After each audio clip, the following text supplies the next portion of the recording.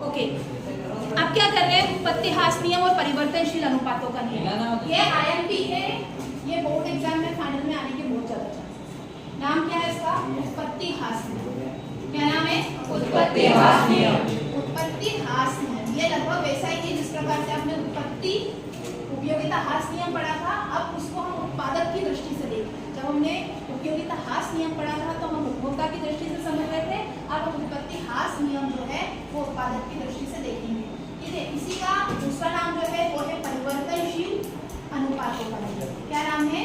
परिवर्तनशील अनुपातों का नियम। अनुपातों का नियम। आपकी अभी समस्या तब हल हो जाती है जब आप इसका मतलब अच्छे से समझते हैं कि उत्पत्ति ह्रास नियम क्या होता है और परिवर्तनशील अनुपात क्या होता है। सबसे पहले मैं आपको इसके बारे में जो जानकारी देना चाहती हूँ वो ये है कि ये नियम अल्पकाल में लागू होते हैं। कब लागू होता है? अल्पकाल में। उत्पत्ति ह्रास नियम और परिवर्तनशील अनुपातों का नियम अल्पकाल से संबंधित है। तो पहली जानकारी आप क्या देंगे कि नियम किससे संबंधित है? अल्पकाल। अल्पकाल में अल्पकाल क्या होता है ये जानते हैं। अल्पकाल वह समय होता है जो उत्पत्ति के सभी साधनों को परिवर्तित करने के लिए पर्याप्त नहीं होता। अल्पकाल में उत्पत्ति के सभी साधनों को आप परिवर्तित नहीं कर सकते। इसलिए उत्पत्ति के साधन यहाँ दो प्रकार के पाए जाते हैं। एक होते हैं स्थिर साधन। कौन से साधन? स्थिर साधन। और दूसरे होते हैं परिवर्तनशील साधन। कौन से होते हैं? परिवर्तनशील साधन। स्थिर साधन का मतलब ये है कि ये वो साधन है जिनको हम अल्पकाल में परिवर्तित नहीं कर सकते क्योंकि हमारे पास समय नहीं है। अल्पकाल का मतलब थोड़ा समय। जब आपके पास थोड़ा समय है तो उत्पत्ति के कुछ साधनों को आप परिवर्तित नहीं कर सकते। कौन से साधन हो गया? आप भूमि को परिवर्तित नहीं कर सकते। भूमि के साथ आप भवन को परिवर्तित नहीं कर सकते। ठीक है, और मशीनों, भूमि, भवन और मशीन, इनको हम उत्पत्ति के स्थिर साधन कहते हैं। उत्पत्ति के कुछ साधनों को हम परिवर्तित कर सकते हैं जिसमें आता है श्रम। श्रमिकों को आप क्या कर सकते हैं? घटा भी सकते हैं और बढ़ा भी सकते हैं। तो श्रमिक हो गए और क्या हो गया? कच्चा माल। क्या हो गया? कच्चा माल। ये उत्पत्ति के कैसे साधन है? परिवर्तनशील साधन। अब अल्पकाल में जो आप उत्पादन करते हैं वो इन दोनों के माध्यम से करते हैं। आपको स्थिर साधन भी चाहिए और परिवर्तनशील साधन भी चाहिए। इन दोनों के संयोग से आप उत्पादन करते हैं। ठीक है, तो इनके संयोग को हम क्या कहते हैं? अनुपात। क्या कहते हैं? अनुपात। कुछ अनुपात में स्थिर साधन होते हैं, कुछ अनुपात में परिवर्तनशील साधन होते हैं। ठीक है, अब इनको जिस अनुपात में मिलाया जाएगा उस अनुपात में मिलाने के कारण तीन अवस्थाएं प्राप्त होती है। एक हम कहते हैं उत्पत्ति वृद्धि नियम, एक बोलते हैं उत्पत्ति समता नियम और एक बोलते हैं उत्पत्ति ह्रास नियम। ये तीनों अवस्थाएं होती हैं। ठीक है, तो अगर हम इसको शुरू करें, इसका स्टेटमेंट दें, इसकी अवधारणा दें, तो वो ये होती है उत्पत्ति ह्रास नियम उत्पत्ति के साधनों को स्थिर रखकर। अगर आप उत्पत्ति के एक साधन को क्या मान लें? स्थिर, और उत्पत्ति के अन्य साधनों को क्या मान लें? परिवर्तनशील। ठीक है, और फिर क्या करें? आप उत्पादन करना शुरू करें तो आपको तीन अवस्थाएं प्राप्त होंगी। इसे हम कह सकते हैं कि भूमि को हमने क्या मान लिया? स्थिर। भूमि जो स्थिर है उसकी मात्रा में आप क्या बढ़ाएंगे? परिवर्तनशील साधनों को बढ़ाते जाएंगे, श्रम को बढ़ाते जाएंगे। तो क्या होगा? प्रारंभ में आपको उत्पादन जो मिलेगा वो कैसा मिलेगा? बढ़ता हुआ। प्रारंभ में उत्पादन कैसा मिलेगा? बढ़ता हुआ। फिर उत्पादन कैसा मिलेगा? समता। और फिर क्या होगा? फाइनली उत्पत्ति ह्रास। ये तीन अवस्थाएं आपको मिलेगी। इसी को अलग अलग अर्थशास्त्रियों ने अलग अलग प्रकार से बताया है। श्रीमती जॉन रॉबिन्सन एक साधन को स्थिर मानती हैं, बाकी सारे साधनों को क्या मानती हैं? परिवर्तनशील मानती हैं। जबकि प्रोफेसर बेनहम मानते हैं कि अन्य साधनों को स्थिर कर दिया जाए और परिवर्तनशील साधन कैसा रखा जाए? केवल एक, और वो क्या है? श्रमिक। और इन सबको जब हम मिलाएंगे आपस में तो हमें तीन अवस्थाएं प्राप्त होंगी। उसको जानने के लिए हम पहले जानेंगे कुल उत्पादन। पहले हम किसको जानेंगे? कुल उत्पादन। कुल उत्पादन को टोटल प्रोडक्शन कहते हैं। तो शॉर्ट फॉर्म हो गया टीपी। क्या हो गया शॉर्ट फॉर्म? टीपी। टीपी मतलब कुल उत्पादन। यस मैं अलमारी में। ओके, टीपी मतलब गुड। टीपी मतलब कुल उत्पादन। उत्पादन के साधनों की इकाई के माध्यम से आपको जो भी उत्पादन प्राप्त होता है उसे हम क्या कहते हैं? कुल उत्पादन। उत्पादन के जितने भी साधनों को आपने लगाया है काम में उत्पादन करके दिया है, सबको जोड़ देंगे तो हमको क्या मिल जाएगा, कुल उत्पादन मिल जाएगा। ठीक है, तो कुल उत्पादन जो होता है वो, अच्छा एक साधन तो कैसा उत्पत्ति का, स्थिर, तो वो स्थिर है, और दूसरा साधन कैसा है, परिवर्तनशील। तो कुल उत्पादन जो होगा वो किसका जोड़ होगा, कुल परिवर्तनशील साधनों का जोड़ यहाँ पर हो जाएगा। ठीक है, इसको हम इस तरीके से भी लिख सकते हैं कि जो आपका टीपी होता है, टोटल प्रोडक्शन, वो किसके कारण होता है, टोटल वेरिएबल फैक्टर, कुल परिवर्तनशील साधनों के कारण कुल उत्पादन आपका होता है। क्योंकि स्थिर साधन तो कैसे है, स्थिर साधन कैसे स्थिर, और परिवर्तन जो हो रहा है वो किसके कारण हो रहा है, वेरिएबल के कारण, परिवर्तनशील साधनों के साथ उत्पादन में परिवर्तन आ रहा है। तो ये आपका कुल उत्पादन हो गया। किसी परिवर्तनशील साधन की एक निश्चित इकाई को अन्य स्थिर साधन इकाइयों के साथ प्रयोग करने से जो उत्पादन होता है उसे कुल उत्पादन कहते हैं। एक छोटा सा उदाहरण है जिसके माध्यम से आप बहुत अच्छे से समझ पाएंगे कि उत्पादन जो है वो 64 इकाइयां हैं। कितना इकाइयां हैं, 64 इकाइयां। उत्पादन कितना है, 64 इकाइयां, और ये 64 इकाइयों का उत्पादन 4 श्रमिकों ने करा है। कितने श्रमिकों ने करा है, 4। तो कुल उत्पादन क्या है, 64, और करा कितने श्रमिकों ने, 4। तो जब 4 श्रमिकों के उत्पादन को जोड़ा तो क्या मिला, तो योग मतलब कुल उत्पादन। ये बात आपको समझ में आ गई। तो कुल उत्पादन इस प्रकार से होता है। अगला जो है आपका है औसत उत्पादन। क्या होता है, औसत का अर्थ होता है प्रति इकाई। औसत का क्या अर्थ होता है, प्रति इकाई। चाहे आप उपयोगिता में पढ़े, चाहे आप उत्पादन में पढ़े, चाहे आप लागत में पढ़े, या चाहे आप आगम में पढ़े, औसत एक ऐसी कंसेप्ट है, इसको ऐसी अवधारणा आप कहीं भी पढ़ेंगे तो आप बिना सोचे समझे लिख सकते हैं। औसत का अर्थ होता है प्रति इकाई। क्या होता है, प्रति इकाई। क्योंकि ये औसत उत्पादन की हम बात करने वाले हैं, तो औसत उत्पादन क्या होता है, प्रति इकाई उत्पादन होता है। औसत उत्पादन क्या होता है, प्रति इकाई उत्पादन। अब औसत उत्पादन का जब आप अर्थ जान चुके हैं कि प्रति इकाई उत्पादन है, तो हम इसका फॉर्मूला भी देख लेते हैं। औसत उत्पादन जो है वो है कुल उत्पादन डिवाइडेड बाय क्यू, उत्पादन की इकाई। अब देखो कुल उत्पादन कितना था, 64। 64 में 4 का भाग लगा दिया तो क्या है, 64 में 4 का भाग लगाया तो क्या है,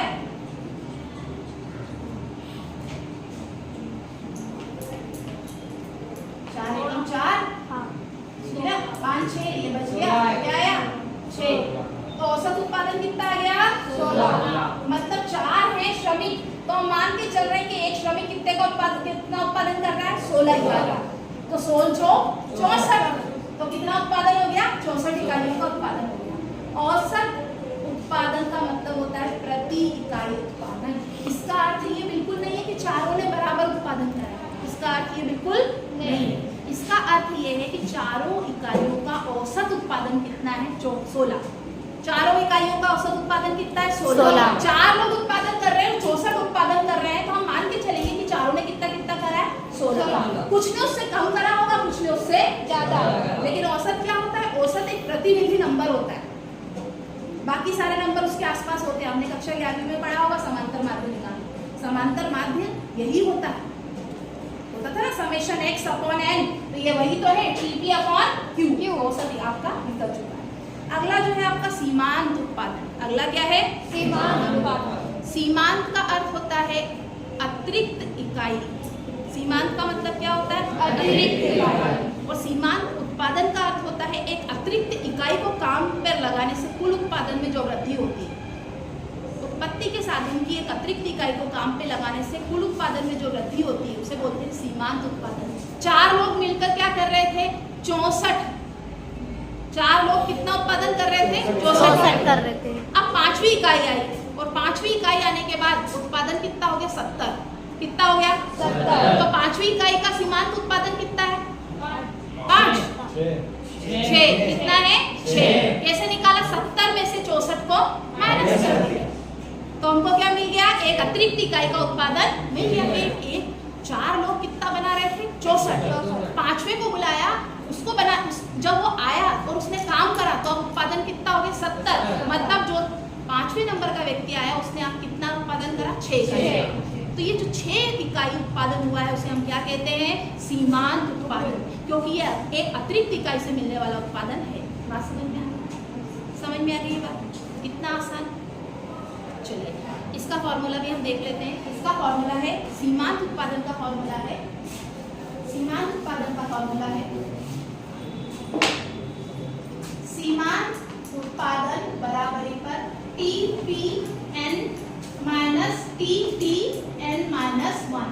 फॉर्मूला देखने में बहुत खतरनाक लग रहा है, पता नहीं क्या लिखवा दिया मैडम, लेकिन अभी आपने कहा कि पहले कितना उत्पादन हो रहा था 64, कितना उत्पादन हो रहा है 70, तो मार्जिनल प्रोडक्ट कितना है 6।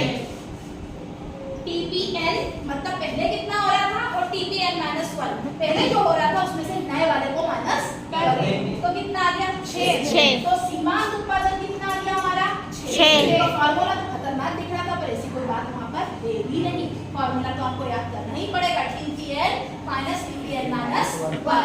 एक और फॉर्मूला होता है, चाहे तो आप उसको भी लिख सकते हैं, मार्जिनल प्रोडक्ट जो होता है वो होता है डेल TP, क्या होता है del TP upon del Q, मतलब कि कुल उत्पादन में कितना परिवर्तन आ रहा है और उत्पादन की इकाइयों में कितना परिवर्तन आ रहा है। तो भाई कुल उत्पादन में कितना परिवर्तन आया 6 का, कुल उत्पादन में कितने का परिवर्तन आया 6 का, और इकाई कितनी बड़ी 1, तो NP कितना हो गया 6, NP कितना हो गया 6। ये भी एक फॉर्मूला, ये भी सरल, ये भी सरल, दोनों लिखे आपने? यस मैम, नोट कर लीजिए। मैं कर ली हूँ।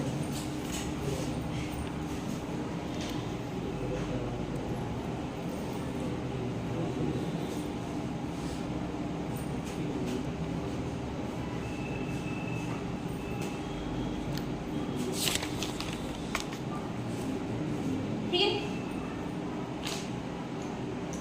हो गया। Yes ma'am. अब आगे मैं जो आपको बताने वाली हूँ वो टेबल ऐसी है कि ये एक टेबल अगर आपने कर ली तो ये पूरा चैप्टर आपको समझ में आएगा, ठीक है, क्योंकि आप क्या कर रहे हैं परिवर्तनशील अनुपातों के नियम कर रहे हैं। क्या कर रहे हैं परिवर्तनशील अनुपातों के नियम। दूसरा नाम क्या है इसका उत्पत्ति ह्रास नियम। उत्पत्ति ह्रास नियम और परिवर्तनशील अनुपातों का नियम हमें ये बताता है कि अल्पकाल में, क्या बताता है अल्पकाल में एक उत्पादक जब उत्पादन बढ़ाना चाहता है तो उसे क्या करना पड़ता है, उत्पत्ति के स्थिर साधनों के साथ उत्पत्ति के परिवर्तनशील साधनों को बढ़ाना पड़ता है। उत्पत्ति का स्थिर साधन क्या है भूमि, क्या है भूमि, भूमि के साथ हम मान लेते हैं उत्पत्ति का परिवर्तनशील साधन है श्रम। तो उत्पादन बढ़ाने के लिए भूमि को तो हम बढ़ाएंगे नहीं, ना ही हम भवन को बढ़ाएंगे, ना ही हम मशीन को बढ़ाएंगे, हम बढ़ाएंगे किसे श्रम। तो जब स्थिर साधन के साथ परिवर्तनशील साधन को जब हम बढ़ाते हैं तो क्या होता है वो हम देखते हैं। चलिए देखते हैं क्या होता है, आप लोग ध्यान से देखिएगा क्या होता है। जिस प्रकार से उत्पत्ति ह्रास नियम एक सार्वभौमिक नियम है, उसी प्रकार से उत्पत्ति ह्रास नियम, ये कौन सा नियम है उत्पत्ति ह्रास नियम। उत्पत्ति मतलब किससे जुड़ा हुआ नियम है, उत्पादक से जुड़ा हुआ, उत्पादक के क्षेत्र से जुड़ा हुआ। अब उत्पादक क्या करेगा, उत्पादन करेगा, मान लीजिए पहले उसका स्थिर साधन क्या है भूमि, स्थिर साधन क्या है भूमि, ये तो स्थिर ही रहेगी ना। अगर मैंने लिख दिया 10 हेक्टेयर, मैंने क्या लिख दिया 10 हेक्टेयर, तो यहाँ भी इतना रहेगा, यहाँ भी इतना रहेगा, यहाँ भी इतना रहेगा और यहाँ भी इतना रहेगा, ठीक है। अब दूसरा मैंने लिख दिया श्रम, क्या लिख दिया मैंने श्रम, तो क्या मुझे लिखने की जरूरत है कि ये परिवर्तनशील साधन है? आप समझते हैं श्रमिक कैसा होता है। अब भूमि तो स्थिर है, भूमि क्या है स्थिर, स्थिर भूमि के साथ मैंने क्या किया परिवर्तनशील साधन की मात्रा को बढ़ाना प्रारंभ किया। पहले मैंने जो है एक श्रमिक को बढ़ाया, एक श्रमिक में जब आया एक श्रमिक है ना, श्रमिक आया एक, तो पहले मैं सीमांत एक की बात कर रही हूँ, तो क्या मैं यहाँ लिख सकती हूँ सीमांत उत्पादन, क्या लिख सकती हूँ मैं सीमांत उत्पादन। मैंने क्या लिखा सीमांत उत्पादन मतलब मार्जिनल प्रोडक्ट या production, sorry marginal production. 10 hectare खेत था, उसमें एक श्रमिक काम करने आया, तो उसने क्या करा, कितना प्रोडक्शन किया 10 का, कितना किया 10 का। अभी इसे और ज्यादा मदद की जरूरत है, इस श्रमिक को और ज्यादा मदद की जरूरत है, क्योंकि 10 हेक्टेयर पे एक श्रमिक काम कर रहा है तो वो कितना दे रहा है कमा के 10। अब दूसरे को बुलाया, तो दूसरा आया, तो दूसरे ने पहले की मदद की और दोनों ने एक दूसरे की मदद की, तो दूसरे ने कितने का उत्पादन करा 18, मतलब पहले ने 10 का करा और दूसरे ने कितने का करा 18। तीसरा व्यक्ति आया, अब कितना कौन सा आया तीसरा व्यक्ति आया, उसने भी क्या करा पहले और दूसरे की मदद की और तीनों ने मिलकर एक दूसरे की मदद की, लेकिन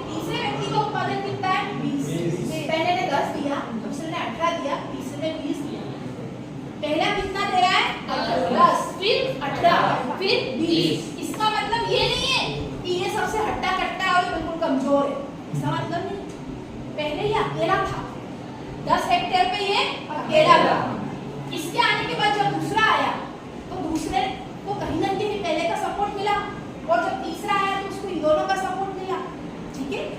और ये जो स्थिर साधन है भूमि, उसका अच्छे से प्रयोग होने लगा। पहले एक कम पड़ रहा था, फिर 2 आ गए, फिर 3 आ गए, अच्छे से प्रयोग होने लगा। अब हो सकता है कि सबसे अच्छा कॉम्बिनेशन, सबसे अच्छा सहयोग क्या हो कि 10 हेक्टेयर पे कितने लोग काम करें, 3 लोग काम करें, लेकिन हमें उत्पादन क्या करना है, बढ़ाना है। अब हमने चौथे मजदूर को बुलाया, किसको बुलाया, उसने कितने का उत्पादन दिया, 16। कितने का उत्पादन दिया, 16। मतलब उसका उत्पादन 20 से कैसा है, कम होगा, ठीक है, क्योंकि स्थिर साधन जो है उनकी भी क्या होती है, अपनी एक सीमा होती है। अब फिर एक और साधन आया, अगले साधन को लगाया, 5वें साधन को, उसने कितना कमा के दिया, 11, ठीक है। इसने पहले से भी कम दिया, 11, ठीक। उसके बाद एक और को लगाया गया और उसने दिया 9। कितना दिया, 9। एक और को लगाया गया, उसने दिया 0। कितना दिया, 0। एक और को लगाया गया, उसने दिया -6। कितना दिया, -4। ये 6, ये 7, ये 8। कितने श्रमिक लग चुके हैं, 8 श्रमिक लग चुके हैं। ये है उनका सीमांत उत्पादन। क्या है ये उनका सीमांत उत्पादन। इन सीमांत उत्पादन की सहायता से हम निकाल सकते हैं कुल उत्पादन। क्या निकाल सकते हैं, कुल उत्पादन। अब हम कुल उत्पादन पहले 10, फिर 10 और 18, 28 और 20, 48 और 16, 64 और 11, 75 और 9, 84 और 0, और फिर -80।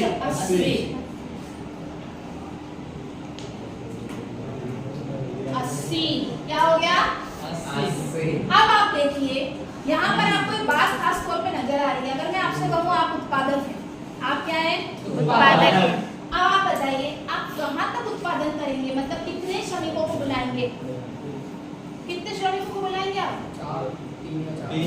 3 को बुलाएंगे। आप 3 को बुलाएंगे तो आप 48 तक पहुंचेंगे, 84 तक नहीं पहुंच पाएंगे। अगर आप 3 को बुलाएंगे तो कुल उत्पादन वहाँ कितना है, 48, बस यही तक पहुंच पाएंगे। नहीं इसको मैं 7 वाले को, 6 वाले छठे तक करते हो, क्योंकि मैम कम से कम में ज्यादा अधिक उत्पादन हो रहा है ना। तो इसको मालूम है कि इसके बाद जब मैं 7वें को बुलाऊंगा तो वो 0 देगा, उसको मालूम है क्या, नहीं। वो तो जब बुलाएगा वो 0 देगा तभी पता चलेगा। बस वो 0 तक बुलाएंगे, 7वें तक, उसके बाद 7वें तक बुलाएंगे, उसके बाद नहीं बुलाएंगे। आप कितने श्रमिक को बुलाओगे, 7, क्योंकि 7वें श्रमिक पे सीमांत उत्पादन क्या हो गया है, 0। तो जब तक सीमांत उत्पादन 0 नहीं हो जाता तब तक आप क्या करेंगे, उत्पादन बढ़ाते रहेंगे, श्रमिकों को तब तक बढ़ाते रहेंगे। जब तक कि सीमांत उत्पादन 0 नहीं हो जाता तब तक आप श्रमिकों को बढ़ाते रहेंगे, क्योंकि जब सीमांत उत्पादन 0 होता है तभी कुल उत्पादन बढ़ता है, अधिकतम होता है। जब सीमांत उत्पादन 0 होता है तब कुल उत्पादन अधिकतम होता है। उसके बाद कुल उत्पादन बढ़ने लगता है, कुल उत्पादन गिरने लगता है ना। इसी को आप हमें चित्र के माध्यम से आपको समझाना चाहती हूँ। जो तालिका है आप लोगों ने देख ली होगी, तालिका अच्छे से समझ ली होगी। इसी तालिका में जो दर्शाया गया है उसी को हम एक चित्र के माध्यम से समझेंगे। चित्र आपके लिए नया नहीं है,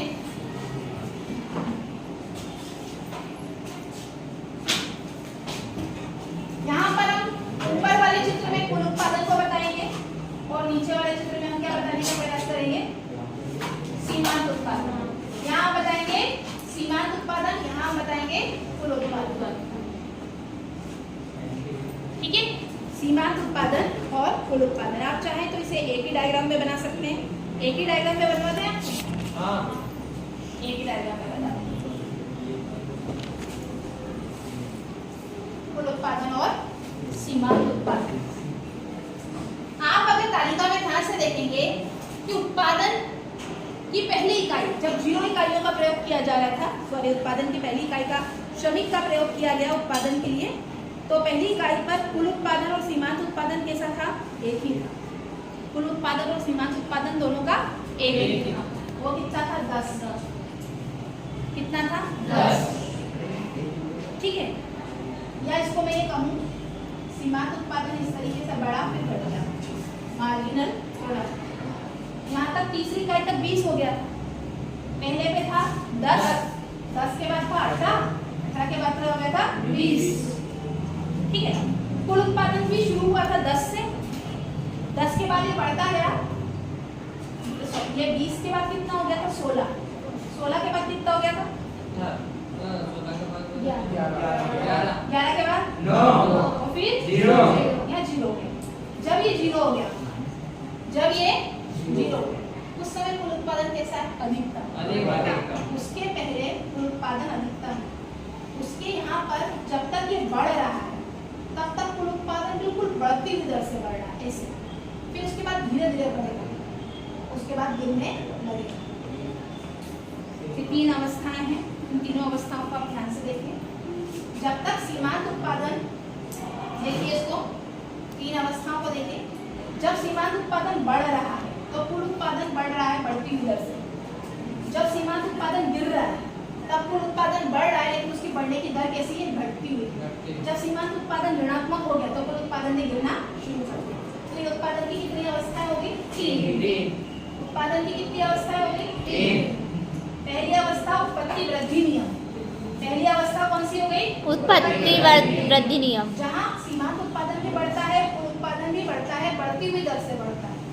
दूसरी अवस्था हो गई जब सीमांत उत्पादन गिरता है पर कुल उत्पादन बढ़ रहा होता है, लेकिन उसकी बढ़ने की दर क्या होती है? घटती हुई। तीसरी अवस्था है जब सीमांत उत्पादन क्या हो जाता है? ऋणात्मक हो जाता है और कुल उत्पादन क्या हो जाता है? वास्तव में जिस दर की हम बात कर रहे हैं वो दर क्या है? सीमांत उत्पादन। जब हम कह रहे हैं कि पहली अवस्था में कुल उत्पादन बढ़ती हुई दर से बढ़ रहा है तो उसकी दर क्या है? सीमांत उत्पादन। अगर सीमांत उत्पादन बढ़ रहा है तो कुल उत्पादन बढ़ेगा बढ़ती हुई दर से। सीमांत उत्पादन घट रहा है तो कुल उत्पादन बढ़ेगा घटती हुई दर से। सीमांत उत्पादन ऋणात्मक है तो कुल उत्पादन गिरेगा, गिरने लगेगा। तो ये 3 अवस्थाएं हैं उत्पादन की। 3 अवस्थाओं को आप समझ लीजिए। उत्पादन की 3 अवस्था चित्र बना लीजिए, आप चित्र बना लीजिए। एक बार फिर से यहाँ तालिका में बनाऊंगी। पहली इकाई, दूसरी इकाई, तीसरी इकाई, चौथी इकाई, 5वीं इकाई, छठी इकाई, 7वीं इकाई, 8वीं इकाई और 9वीं इकाई। पहली इकाई में सीमांत उत्पादन जो था वो 10 था, फिर 18 था, फिर 20 था, फिर 16 था, फिर 11 था, फिर 9 था, फिर लिखा हुआ है आपके पास, बोलिए 0 था और फिर -4। ये -4। इसी को प्लस करते हुए हम कुल उत्पादन निकाल लेंगे। टीपी 10 और 28, 48, 64, 75, 84, फिर से 84 और फिर 80। यहाँ पर हम कुल उत्पादन और सीमांत उत्पादन का व्यवहार समझ चुके हैं। इनका क्या समझ चुके हैं? व्यवहार। आप देखिए 10, 18, 20 मतलब ये तीनों अवस्था 10, 18 और 20 यहाँ कौन सा है? पहली अवस्था। क्या है ये? पहली अवस्था। फिर दूसरी अवस्था कहाँ तक चलेगी? तब तक कि अधिकतम नहीं हो जाता। ये कौन सी अवस्था है? दूसरी अवस्था। और उसके बाद ये तीसरी अवस्था। पहली अवस्था में कुल उत्पादन और सीमांत उत्पादन दोनों बढ़ रहे हैं। इसे हम क्या कहेंगे? उत्पत्ति। कौन सी अवस्था है? प्रथम अवस्था। इसे बढ़ते प्रतिफल कहेंगे। क्या कहेंगे? बढ़ते प्रतिफल। क्यों? सब बढ़ता हुआ मिल रहा है। अच्छा, ये पहला श्रमिक, दूसरा श्रमिक, तीसरा श्रमिक, ये सब एक ही बराबर मजदूरी में आएंगे ना। आप मजदूरी में डिस्क्रिमिनेशन तो नहीं कर सकते। पहला मजदूर भी 500 में आया तो दूसरा भी 500 में आएगा, तीसरा भी 500 में आएगा। तो लागत आपकी जो है वो तो वही है, लेकिन पहले वाला जो है वो ज्यादा देता है, फिर एक सीमा के बाद कम होता है, फिर उसके बाद क्या हो जाता है? ऋणात्मक हो जाता है। तो इसे हम पहली अवस्था को क्या कहेंगे? बढ़ते प्रतिफल की अवस्था। कैसे प्रतिफल है? बढ़ते प्रतिफल।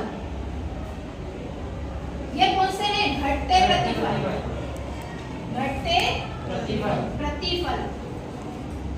पहला बढ़ता प्रतिफल, दूसरा घटता हुआ प्रतिफल, और तीसरी अवस्था है इसे ऋणात्मक प्रतिफल कहेंगे, क्योंकि यहाँ पे क्या हो गया, ऋणात्मक चिन्ह आ गया है, इसे क्या कहेंगे, ऋणात्मक प्रतिफल। क्या है ये, ऋणात्मक प्रतिफल। इसे ही कहते हैं परिवर्तनशील अनुपातों का नियम। क्या कहते हैं इसे, परिवर्तनशील अनुपातों का नियम। क्योंकि जब हमने पहली अवस्था थी तो हमको बढ़ते प्रतिफल मिले, दूसरी अवस्था में हमको घटते हुए प्रतिफल मिले, और तीसरी अवस्था में हमको क्या मिले, ऋणात्मक प्रतिफल मिले।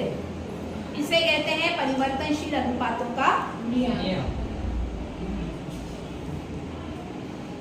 समझ लीजिए आप परिवर्तनशील अनुपातों के नियम को।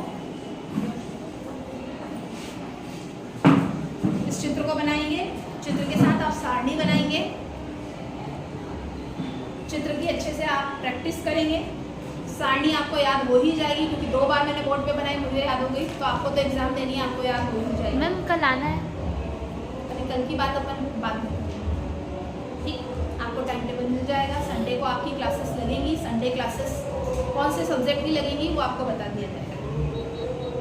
अब उत्पत्ति हास नियम की मान्यताएं, इसकी कुछ मान्यताएं, ठीक है, मैं लिखवा नहीं रही हूँ, जिसको लिखना है वो लिख सकता है, थोड़ा जल्दी बताऊंगी मैं। उत्पत्ति हास नियम की कुछ मान्यताएं हैं। पहली मान्यता है कि ये मान लिया जाता है कि उत्पत्ति के साधनों से मिलने वाला अनुपात में साधनों के मिलने के अनुपात में इच्छानुसार परिवर्तन किया जा सकता है। बिल्कुल सिंपल भाषा में हम कहें तो हम ये मान सकते हैं कि हम स्थिर साधनों के साथ परिवर्तनशील साधनों की मात्रा को घटा या बढ़ा सकते हैं। पहली मान्यता ये है। दूसरी मान्यता ये है कि इस नियम के लिए आवश्यक है कि अन्य साधनों को स्थिर रखकर एक साधन में परिवर्तन किया जाए। आप यहाँ पे देख रहे हैं कि उत्पत्ति का परिवर्तनशील साधन क्या है, केवल एक है, और वो क्या है, श्रमिक। हम किसको परिवर्तन कर रहे हैं, श्रमिक, और बाकी उत्पत्ति के साधन कैसे हैं, स्थिर। तो इसे ही तो हम कहते हैं परिवर्तनशील अनुपात। क्या बदल रहा है, अनुपात। स्थिर तो वहीं के वहीं, हम किसका अनुपात बदल रहे हैं, परिवर्तनशील का। और इन अनुपातों के बदलने के कारण हमको 3 अवस्थाएं प्राप्त हो रही। कितनी अवस्थाएं प्राप्त हो रही है, पहली अवस्था कैसी है, बढ़ते प्रतिफल।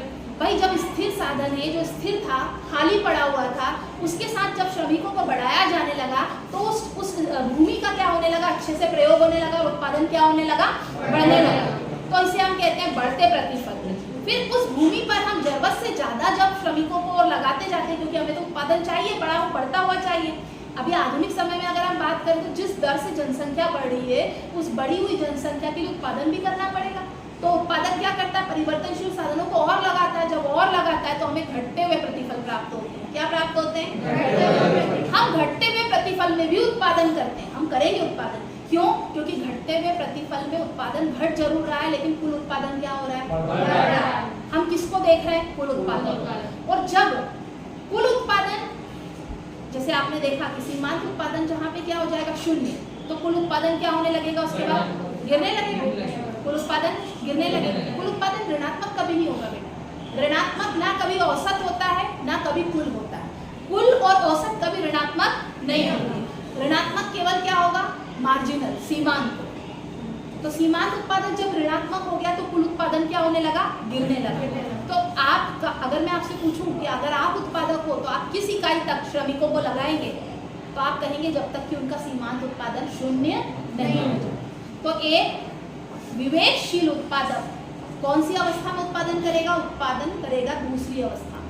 जब दूसरी अवस्था खत्म हो जाएगी तो वो तीसरी अवस्था में नहीं जाएगा, क्योंकि तीसरी अवस्था में क्या हो गया है, सीमांत उत्पादन ऋणात्मक हो गया, तो वहां पर कभी नहीं जाएगा। तो उत्पादन कहाँ होगा, दूसरी अवस्था। कई बार प्रश्न घुमाकर पूछा जाता है कि परिवर्तनशील अनुपातों के नियम से आप क्या समझते हैं, एक विवेकशील उत्पादक जो होता है वो किस अवस्था तक उत्पादन करेगा। तो आप पहले ही पंचिंग लाइन दे दीजिए कि वो उत्पादन कब तक करेगा, दूसरी अवस्था से करेगा, और आगे हम सीमांत उत्पादन या परिवर्तनशील अनुपातों के नियम को समझाने जा रहे हैं। ऐसे करके आप पूरा ये आंसर लिख सकते हैं। ठीक है, बंद कर दो।